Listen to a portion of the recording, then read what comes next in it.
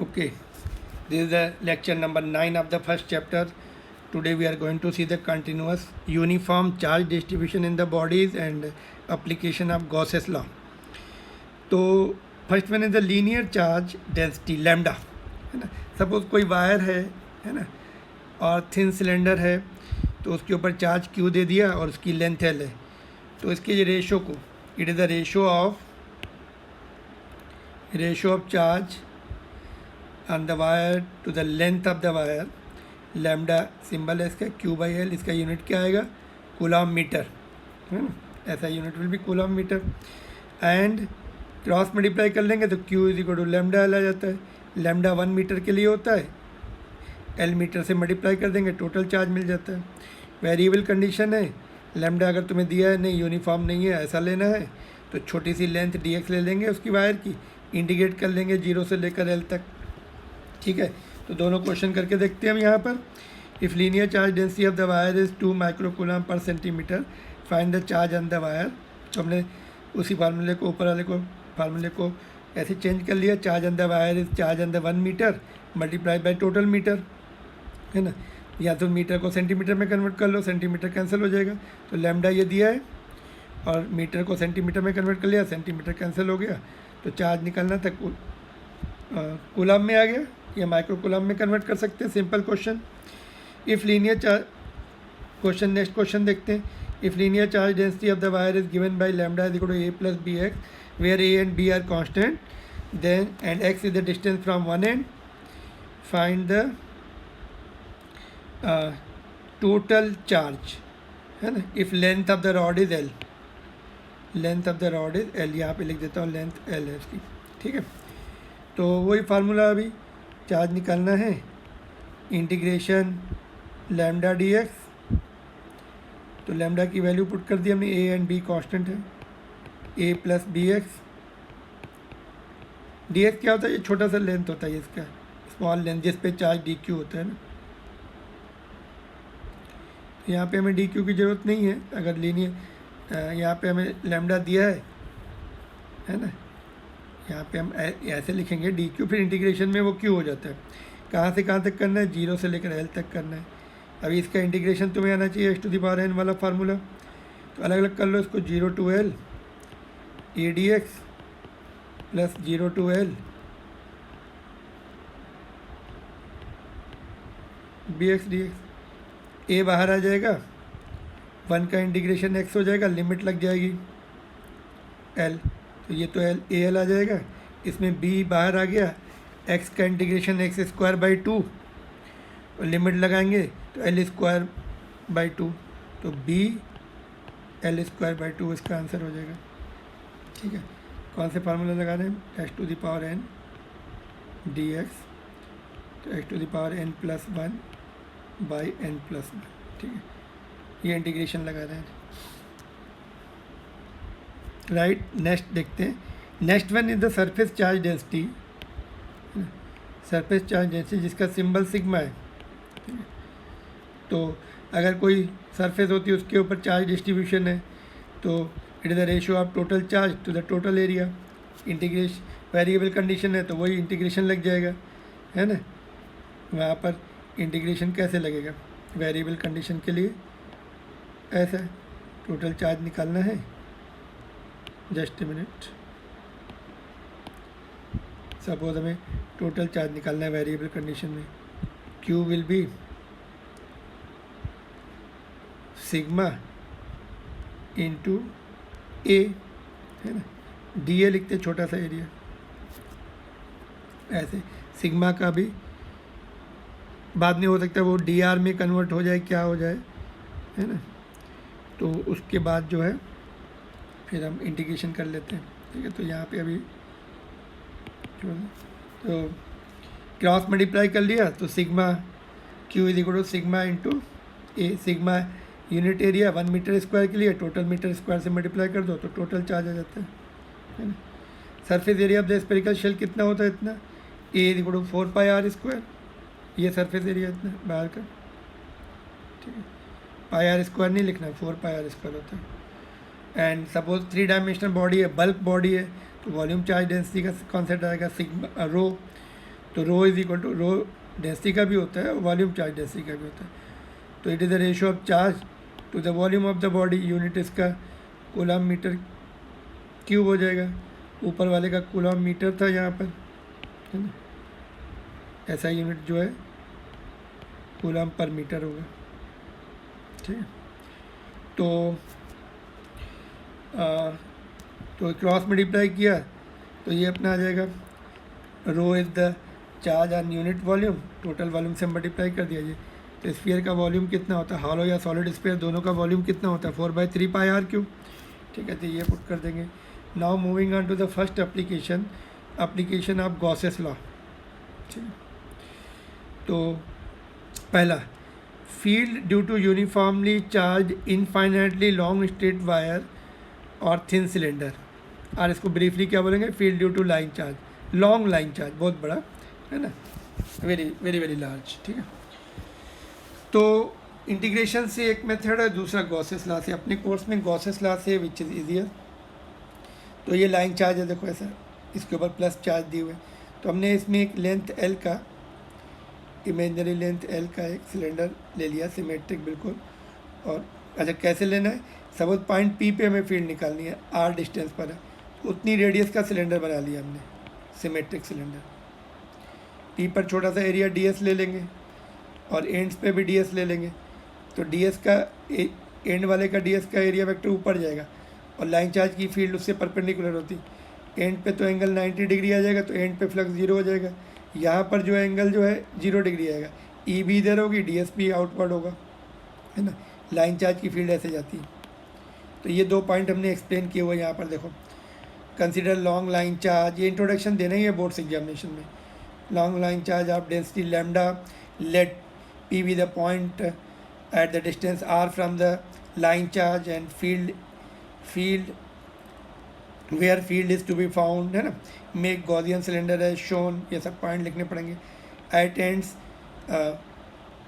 angle between the ds and E is 90 degree, ds ऊपर जा रहा है ना, ये ds है, उसका एरिया वेक्टर ऊपर जाएगा। एक मिनट, इसको हम ऐसे लिखना पड़ेगा ना। तो 90 डिग्री है तो फ्लक्स 0 हो जाएगा। Note that flux field lines are perpendicular to the line charge, इस केस में इनफाइनाइट वायर में परपेंडिकुलर होती है। ओके, एट कर्व सरफेस तो वहाँ पे हमने छोटा सा एरिया डीएस लिया, तो एंगल 0 आ रहा है, डीएस भी आउटवर्ड, फील्ड भी आउटवर्ड, तो कॉस 0 1 हो जाएगा।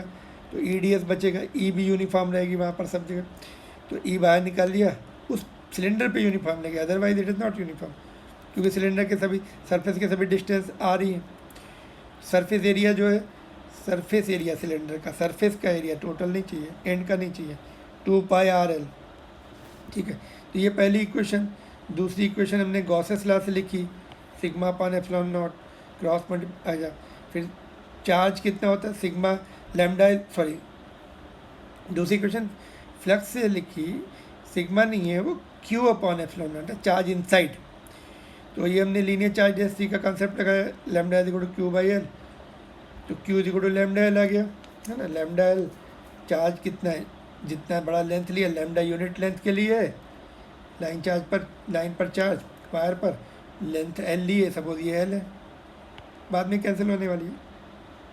तो लैम्डा एल हो जाएगा, 1 मीटर पे लैम्डा तो एल मीटर पे एल लैम्डा। चार्ज की वैल्यू पुट कर दी ऊपर से एप्सिलॉन नॉट। ये इक्वेशन 2 है। दोनों की फाई जो है लेफ्ट इक्वेट कर दी हमने, दोनों फाई के लिए रिलेशन सभी में, सभी डेरिवेशन में यही करने वाले। एक phi E dot D S करेंगे, दूसरा गॉसेस लॉ से, दोनों को इक्वेट कर देंगे। तो इक्वेशन 1 की वैल्यू यहाँ पुट कर दी, फाई की यहाँ पर, तो क्या क्या कैंसिल हो गया, एल कैंसिल हो गया। तो ये तुम्हारा आ गया E is equal to 1/4 pi epsilon lambda R, lambda by R, ठीक है। इसको हम 2 से मल्टीप्लाई एंड डिवाइड कर दिया तो नीचे 4 आ गया, 1/4 पाई एप्सिलॉन नॉट को हम के लिखते जनरली, तो ये 2k लैम्डा बाई आर, है ना। यहाँ पे मैं तुम्हें एक पॉइंट और बता दूँ, सेमी सर्कुलर की जो फील्ड होती है सेंटर में उसके, वो भी इतनी होती है, 2k लैम्डा बाई आर होती है ना। उसको इंटीग्रेशन से करना पड़ता है। तो इनफाइनाइट वायर की फील्ड सेमी सर्कुलर के सेंटर के साथ मैच हुई थी। फुल सर्कल के सेंटर में 0 आएगा, यूनिफॉर्मली चार्ज रिंग के 0 आती। फुल सर्कल बना दिया ऐसे, उसकी इधर आ जाएगी, जीरो हो जाएगी। इसके ऐसे कंपोनेंट आते हैं, ये वाले कंपोनेंट कैंसिल हो जाते हैं, यही कंपोनेंट बचते हैं पॉजिटिव चार्ज के लिए। रिंग में पॉजिटिव चार्ज है, निगेटिव है तो इधर आएगा, है ना। वर्टिकल लिंक के लिए हॉरिजॉन्टल फील्ड आएगी, ठीक। तो ये हो गया तुम्हारा यूनिट वेक्टर के नोटेशन में एनसीईआरटी बुक में लिखा है ना, ऐसे लिखा हुआ वेक्टर फॉर्म में, है ना। पॉजिटिव चार्ज होगा तो वेक्टर रेडियली आउटवर्ड होगा, नेगेटिव होगा तो अंदर होगा। तो N cap is the radial unit vector normal to the wire passing through the point, draw the variation of field with respect to distance, ठीक है। डिस्टेंस के रिस्पेक्ट में ड्रॉ करो, आर के तो ये रिलेशन ऐसा है, E inversely proportional to R. Point charge में आर स्क्वायर होता है, डायपोल में आर क्यूब होता है, ठीक है। तो इसमें स्लो रेट से कम होगी, धीरे धीरे कम होगी, है ना। इसको रेक्टेंगुलर हाइपरबोला भी बोलते हैं ना, ऐसे ग्राफ है। आर बढ़ने से फील्ड कम हो रही है ना, और अगर पॉइंट चार्ज होगा तो आर स्क्वायर आता है, वो थोड़ा फास्ट कम होगी, और डायपोल होगा तो और फास्ट डिक्रीज होगी। सभी का ऐसे ही आएगा graph. Now one of the questions इसका देखो करते हैं हम लोग। Find field due to the long line charge and of linear charge density 1 microcoulomb at distance 9 millimetre in vacuum. तो ये फार्मूला लगा दिया हमने, है ना। तो इसमें क्या किया है, के की वैल्यू न्यूमेरिकल के लिए यूज़ करेंगे ना। के की वैल्यू 9 × 10⁻9 होती है वैक्यूम में, लैम्डा माइक्रो है 10⁻6 आ गया, और आर जो है मिलीमीटर में, तो ये तो ऐसे ये आ जाएगा, है ना। और एनसीईआरटी बुक का क्वेश्चन है तुम्हारा, ये मैंने नेक्स्ट उसमें डिस्कस भी किया है, यहाँ भी चलो डिस्कस कर लेते हैं। एनसीईआरटी बुक में रॉन्ग को आंसर लिखा है उसमें 10⁻, इसमें देखो ई दिया हुआ है, और 2 के की वैल्यू ये होती है, लैम्डा निकालना है, डिस्टेंस सेंटीमीटर में था तो 10⁻2, तो लैम्डा के लिए क्रॉस मल्टीप्लाई करके सॉल्व कर लिया, 10⁻7 कूलम पर मीटर आया, है ना। तो इसको हम 10⁻1 10⁻6 करके लिख सकते हैं। 10⁻1 जो है 0.1 आएगा micro coulomb per metre. NCERT book में 10 दिया है तो वो रॉन्ग है ना। यहाँ तक सही है, -7 छोड़ सकते हो, -7 कूलम पर मीटर लिख के छोड़ सकते हो। माइक्रो कूलम में कन्वर्ट करना जरूरी थोड़ी है ना। इसको ऐसे लिख सकते हो, यहाँ पे मैं लिख दूँ, you leave it like this, you don't have to convert it into lambda जो है 10⁻⁻7 coulomb per metre, that's all. Micro में कन्वर्ट करने की जरूरत नहीं, ठीक है। Next one is your field due to uniformly charge infinite sheet, है ना। यहाँ पे ध्यान से सुनो, इनफाइनाइट शीट जो है बहुत बड़ी शीट है, ठीक है। तो शीट किसकी बनी हुई है, ये एनसीईआरटी बुक में नहीं दिया। तो शीट जो है ना नॉन कंडक्टिंग मटेरियल की होनी चाहिए, कंडक्टिंग की नहीं होगी। कंडक्टिंग होगी तो दोनों तरफ लेयर्स हो जाएंगी, है ना। जैसे तुम्हारी नोटबुक है, नॉन कंडक्टिंग है, एक तरफ हम चार्ज लेयर सिग्मा की बना देंगे, सरफेस चार्ज एक तरफ लेयर बना सकते हैं उसमें। मेटल की होगी तो दोनों तरफ चार्जेज आ जाएंगे, तो उसकी फील्ड डिफरेंट हो जाती है। तो या तो ये नॉन कंडक्टिंग मटेरियल की, या फिर वो चार्ज से ही शीट बनी हुई है, चार्ज दोनों तरफ से दिख रहे हैं आगे पीछे से, है ना। तो नॉन कंडक्टिंग की, है ना, वो चार्ज से शीट बनाना मुश्किल है, तो इसलिए नॉन कंडक्टिंग की बनाएंगे। देखो तो देखते हैं, ये वेरी इंपॉर्टेंट डेरिवेशन है, very frequently asked in the board examination. Consider infinite sheet of non conducting material having the surface charge density sigma, let P be the point, यहाँ पे देखो पॉइंट है, where the field to be determined, make the Gaussian cylinder as shown in the diagram. ऐसे हमने जितने point पे जितनी distance में निकालनी थी उतना सिलेंडर आगे और पीछे दोनों तरफ ऐसे बना लिया, सिमेट्रिक बनाया, बीच में ये कट करके जाएगा शीट को, ठीक है।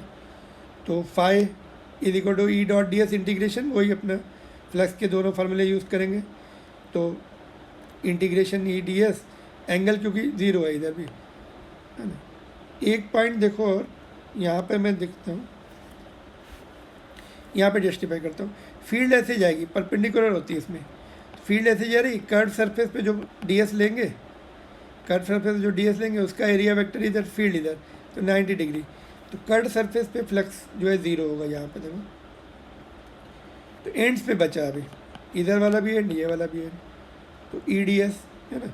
तो एंगल यहाँ पे 0 है, cos 0 1 हो जाएगा, तो ई डी एस बचेगा। और डी एस कितना लेंगे, 2 into D S, integration D S कितना है, 1 एंड इधर, दूसरा एंड ये, तो ये 1 एंड और दूसरा एंड ये, तो 2 एंड्स। दूसरी हम क्या लिखेंगे, गॉसेस लॉ से इक्वेशन लिखेंगे, phi is equal to Q upon what is called epsilon naught. Q कितना होगा, सिग्मा जो है यूनिट एरिया के लिए, और कितना एरिया, डी एस। यहाँ पे एरिया 1 क्यों लिया, बिकॉज यहाँ पे ये बस ये शीट को एक ही एरिया पे कट कर रहा है, एक ही लेयर है उसकी, यही पॉइंट मैं बोल रहा था। नॉन कंडक्टिंग होगी तो एक ही लेयर होगी, कंडक्टिंग होगी तो दोनों तरफ लेयर हो जाती, पीछे आगे पीछे दोनों लेयर हो जाती, तो एक ही लेयर है, तो एक डी एस आएगा। सिग्मा 1 मीटर स्क्वायर के लिए, डी एस मीटर स्क्वायर के लिए मल्टीप्लाई कर दें, ये टोटल चार्ज हो गया। ये चार्ज की वैल्यू हम यहाँ पुट कर देंगे, तो ये sigma into D S upon epsilon not, ये इक्वेशन 2 और ये 1 इक्वेट कर दिया। ये वैल्यू जो है 5 की यहाँ पुट कर दी हमने, E to D S, E into 2 D S, sigma upon sigma D S upon epsilon naught. यहाँ से डी एस कैंसिल हो गया, 2 हमने नीचे भेज दिया। तो ये यहाँ भी मॉड लिखना है, देखो माइनस प्लस, या मैग्नीट्यूड में प्लस है तो रेडियली आउटवर्ड एरो जाएंगे, माइनस है तो अंदर आएंगे, है ना। तो हम मैग्नीट्यूड अलग से निकालेंगे और डायरेक्शन अलग से निकालेंगे, नहीं तो हमें न्यूमेरिकल में मिस्टेक होने वाली है, ठीक है। तो ये आर पे डिपेंड ही नहीं कर रही, आर टू द पावर 0 हो गया, देखो, है ना। पहले किसी में -1 आया था, -2 -3, इसमें 0, इंडिपेंडेंट ऑफ आर, ठीक है।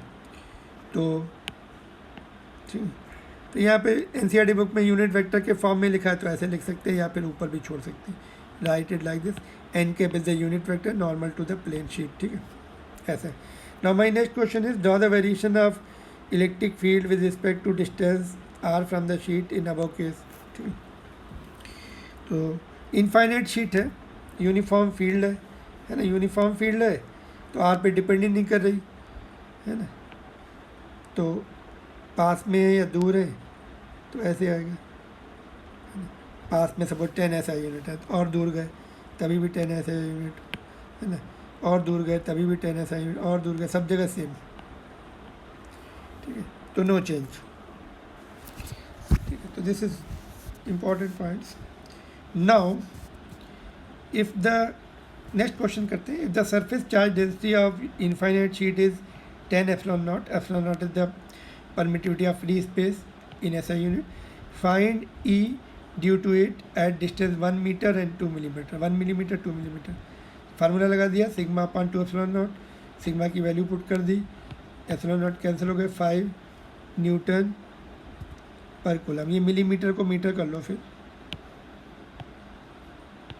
ऊपर भी SI यूनिट में, ये भी, इन बोथ केसेस, दोनों केसेस में, है ना। आर तो आया ही नहीं ना, डिस्टेंस आया ही नहीं इसमें, 1 मीटर पे भी वही, 2 मीटर पे भी वही, शीट इनफाइनाइट होनी चाहिए, ठीक है। तो ये देखो क्वेश्चन,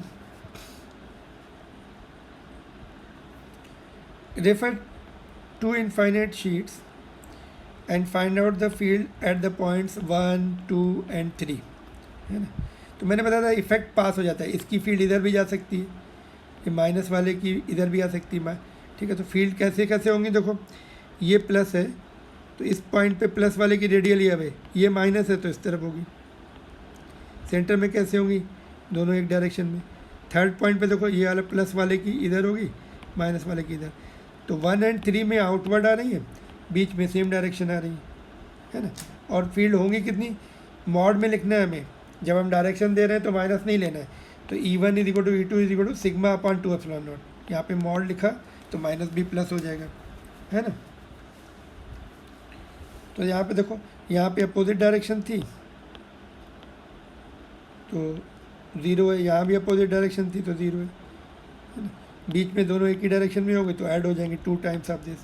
तो ये हम जो है we are going to use it in the capacitor, है ना। नेक्स्ट चैप्टर में सिग्मा अपान डबल हो जाती है फील्ड, ई इज डबल, है ना। ऐसे ये भी क्वेश्चन है, देखो वर्टिकल शीट्स रखी हैं, ठीक है, तो यहाँ पर हमें फील्ड निकालनी है ना। कैसे आएंगी फिर इसका, नेक्स्ट क्वेश्चन में मैंने डिस्कस किया हुआ है। Shall I give you the hint और इट इज़ सफिशिएंट, ठीक है, थोड़ी हिंट दे रहा हूँ। ये जो वर्टिकल शीट है उसकी फील्ड परपेंडिकुलर होती है फील्ड लाइन, ऐसे जाएंगी, जिस पॉइंट पे चाहिए वहाँ से एरो। हॉरिजॉन्टल वाले की ऐसे जाएंगी, यू गॉट द क्लू। ऐसे पॉइंट 2 पर इसकी वर्टिकल वाले की ऐसे जाएगी और हॉरिजॉन्टल वाले के नीचे आएगी। रेडियली आउटवर्ड होती है ना, पॉजिटिव है, इधर के पॉइंट के लिए इधर, इधर के पॉइंट के लिए इधर, और वर्टिकल वाले की इधर के पॉइंट के लिए इधर, इधर के पॉइंट के लिए इधर, है ना, जैसे ये डायग्राम में बनाया अभी हमने। अगर इसके ऊपर नेगेटिव चार्ज होता तो फील्ड लाइन्स ऐसे आती। तो दो फील्ड हमें 90 डिग्री पे मिल रही, तो 90 डिग्री वेक्टर लॉ से उनको सॉर्ट आउट कर, सॉल्व कर लो, है ना। एंड ये एनसीईआरटी बुक के क्वेश्चन है 1.24 पेज नंबर 48, है ना। तो ये भी नेक्स्ट क्लास में डिस्कस किए गए हैं, तो जस्ट ये I am not discussing now. तो that's all, and we'll discuss the answers in the next class, and these are the very important topics going on. next lecture में हम देखेंगे field due to the uniformly charged spherical shell. shell can be of conducting material और non conducting material, है ना। तो इसकी field वैसी आती है जो पॉइंट चार्ज की है, इसके जो रिजल्ट है पॉइंट चार्ज जैसे है ना।